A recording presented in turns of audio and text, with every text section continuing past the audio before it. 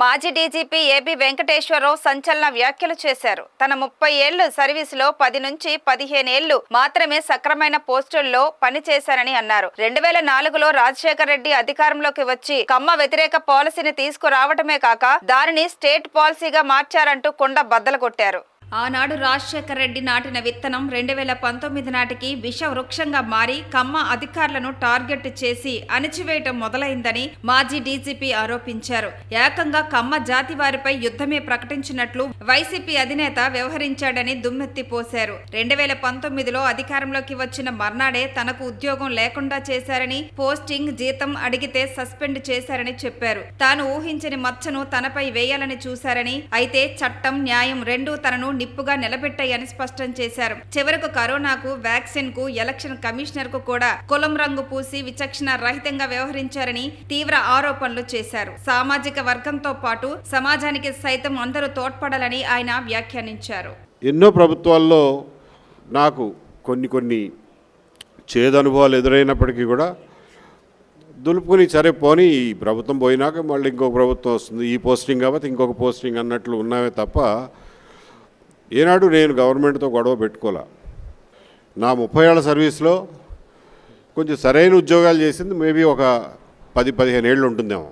మిగిలిన 10-15 ఏళ్ళు వైఎస్ రాజశేఖర రెడ్డి గారు వచ్చిన దగ్గర నుంచి వారు ఇంట్రడ్యూస్ చేసినటువంటి ఈ కమ్మ వ్యతిరేకత అనేది ఒక రాజ్య పాలసీగా, రాజ్య విధానంగా, స్టేట్ పాలసీగా వారు అమలు చేసిన దగ్గర నుంచి మాకు పోస్టింగులు రావడం మానేసినాయి. ఆ 10 సంవత్సరాలు ఏదో ఒక మారుమూల కాలం గడిపేసాం.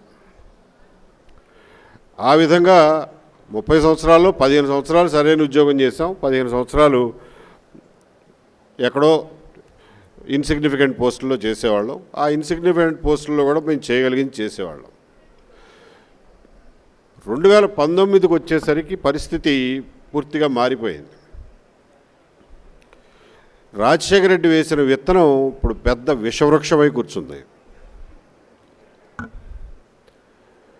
అది ఏమాత్రం వెరప లేకుండా మంచి మర్యాదలకి, రాజకీయాల్లో గౌరవానికి, అడ్మినిస్ట్రేషన్లో సంప్రదాయాలకి ఏమాత్రం విలువ ఇవ్వకుండా కమ్మవారిని ఓపెన్గా, టార్గెటెడ్గా వాళ్ళని అణిచివేత ఒక యుద్ధ కార్యక్రమంలాగా యుద్ధం ప్రకటించారు. అది వీడు వచ్చిన తర్వాత జరిగినటువంటి కొత్త మార్పు. ఆ పరిస్థితుల్లో 30వ తారీఖున ప్రమాణ స్వీకారం చేశాడు. అదే రోజు రాత్రి వాడు ఇచ్చిన రెండో జీవో నా ట్రాన్స్ఫర్ చేశాడు, కానీ పోస్టింగ్ ఇవ్వడు. సో 8 నెలల పాటు పోస్టింగ్ లేదు, జీతం లేదు. సరే బ్యాంకులో ఎంతో కొంత సేవింగ్స్ ఉంటాయి కాబట్టి నడిచిపోయింది. అప్పటికీ కూడా నేనేం కొట్లాడలా, నేనేమి ఎవరితోనూ పోట్లాడలా.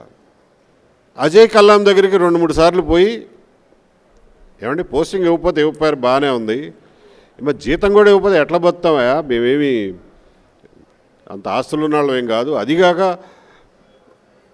రోజువారీ ఖర్చులు జీతాలు వస్తే కానీ నడవు అని చెప్పంటే ఆయన కూడా ఒక కాగితం పెట్టండి చూద్దాం అన్నాడు.